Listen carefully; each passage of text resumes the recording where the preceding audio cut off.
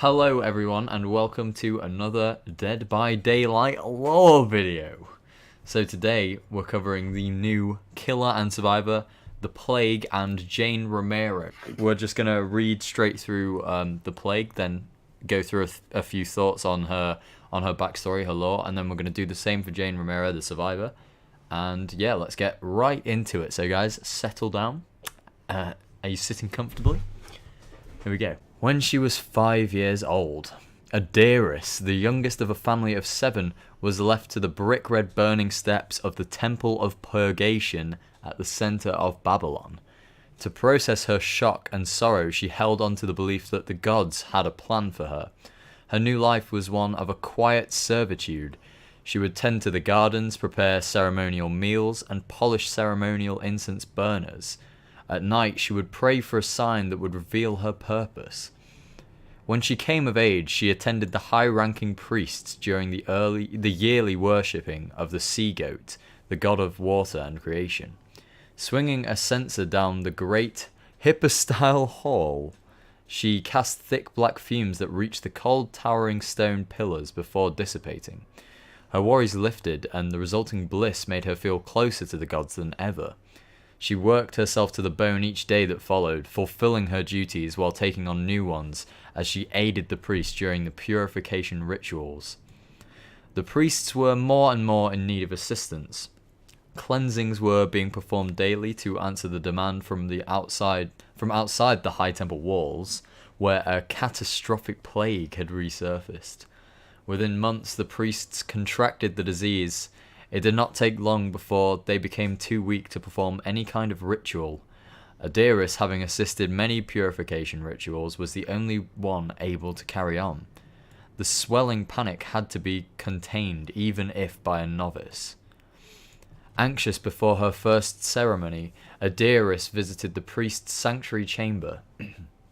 When she lit the candles, she noticed a narrow opening at the back. Sliding through the gap, she reached a crypt hidden under the sanctuary.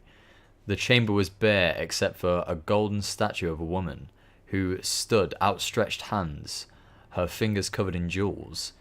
It was the sign Adiris had been waiting for. The great hall was packed with followers who bowed down as Adiris entered. She strode to the brick altar and grabbed a ceremonial dagger forged in silver, her ruby-ringed fingers wrapping around the blade like claws. The sudden display of luxury intrigued the followers, who were struck already by her youth and beauty. As she began reciting the epic of creation, a woman at the back swooned and collapsed.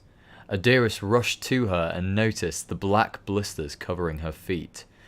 Without hesitation, Adiris grabbed her sacred blade and swung it at her own foot, severing a toe. Then she offered the bloody part to the gods, asking them to protect the woman. A silence fell over the followers, who revered Adiris as their new priestess. Tales of her wealth, beauty, and devotion began to spread across the city as quickly as the disease.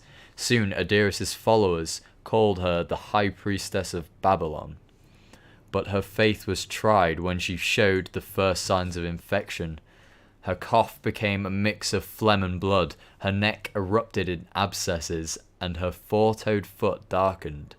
Ashamed of her condition, she began wearing a veiled headpiece and carried a censer that masked the rancid smell of sick that clung to her skin. Hoping to be saved, she kept performing the rituals, offering blessed water and food to her followers. But no ritual could save her. In a desperate attempt to appease the gods, Adiris banished herself from the city.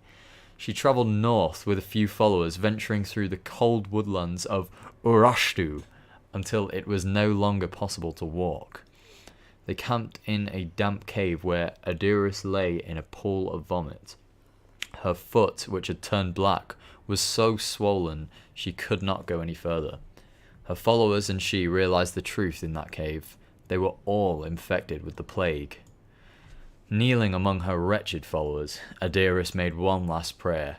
The black fumes of incense rose into the damp air before being wiped off by a cold breeze. Neither the body of Adiris nor her followers were ever found. Many told tales of her return, but no one truly knew what fate had befallen the High Priestess of Babylon. Whoa. Okay, that is sick.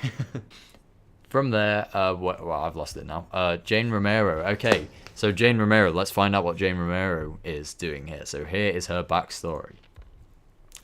So Jane Romero was the daughter of famous actress Loretta Lawrence, of whom she had no memory. Her parents had separated when she was still a baby, mainly since her mother was often away filming. Jane was raised by her father, a struggling visual artist. She grew up torn between resenting her mother's absence from her life and admiring her presence on screen. As a teenager, Jane secretly wished to emulate her mother's talent.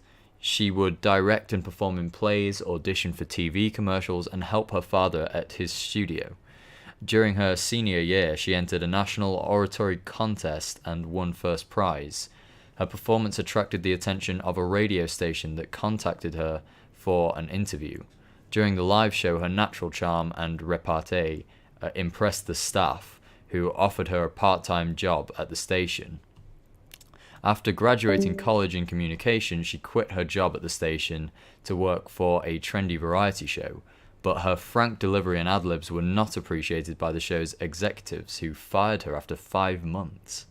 Desperate for another opportunity, Jane pitched a show at the radio station she used to work at, only to be turned down, her proposal being too risky. 4 months later, she received a phone call from a producer who had seen reruns of her show. He was looking for a co-host to spark up the failing show Quick Talk. Live television meant long hours, a low salary, and no stability, but it also offered a platform to broadcast her views.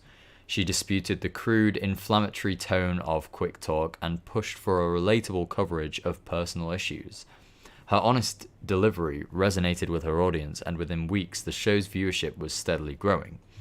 After 2 years, she launched a full-hour segment called The Jane Romero Show, which was broadcast nationally and covered tabooed topics, including her personal struggle with abandonment. Her show broke records, and her initials JR became synonymous with products ranging from beauty creams to fashion accessories. But Jane needed more. She wanted others to follow in her footsteps. She published a memoir that covered her childhood with an absent mother. Her book was an instant bestseller, but was reviewed harshly. Critics called it a serving of sad anecdotes seasoned with bland generic self-help tips. I think that means bland generic self-help tips. Jane took this criticism to heart, since despite her success, a voice in the back of her mind was starting to doubt her achievements. Her success also generated an increasingly demanding schedule and a growing pressure to entertain constantly. During a particularly tense week, she canned an episode and instead launched a 2-hour-long special on divorce. Her stress peaked when she learned that her mother had agreed to star in her show. Jane put on a brave face and began the show. Most of it went without a hitch, but when her mother walked on set, smiling warmly at the audience, Jane's stomach lurched unpleasantly. She was consumed by a violent envy that had been festering. Yet she carried on with a strained smile until Loretta interrupted her, saying that they were not actually related. The interview went haywire after that. After the show, Jane was driving to her father's house in New Jersey. She needed to talk things over with him. She'd not been feeling like herself lately. She turned on a freeway along the coast to avoid major congestion and popped some painkillers to numb the throbbing pain in her temples, which had been nagging her all day. Then she started to relax and turned on the radio. Classical music was playing. The drive was slow. Black ice covered the highway, which was packed with cars on their way back home. Night fell. A darkness began to blur the corners of her vision and turned the headlights into swirls of red. Jane blinked to sharpen their outlines, but each time she closed her eyes, her eyelids became heavier and slower until they remained shut for a moment too long. The following morning, authorities were fishing out Jane's car from the water. Despite leading a meticulous search for weeks, they were unable to retrieve her body. The airing and production of The Jane Romero Show was suspended until after her funeral, which her father and mother attended. As the public grieved for Jane, there was a surge of orders for JR products, and all her episodes were re-released a month later, with an opening credit that wished her eternal peace. She's a cool little woman. She is indeed a cool little woman. So, what actually made her become a killer then? Like, it's interesting. It doesn't mention it, does it? But I guess she, obviously, the entity who what I'm assuming is the entity is the god, so-called god that kind of consumes her, and obviously that god's purpose is kill for me and stuff. So she's kind of trapped. Yeah, well, she's following the belief of the god that that leads her and she believes in, which I guess is the entity after this point. The plague overtakes her, and the entity wins her Saves over. Her. Yeah. And because up until that point, she seems pretty chill. Like, she's help her. Yeah, people, there's absolutely nothing in this backstory that would.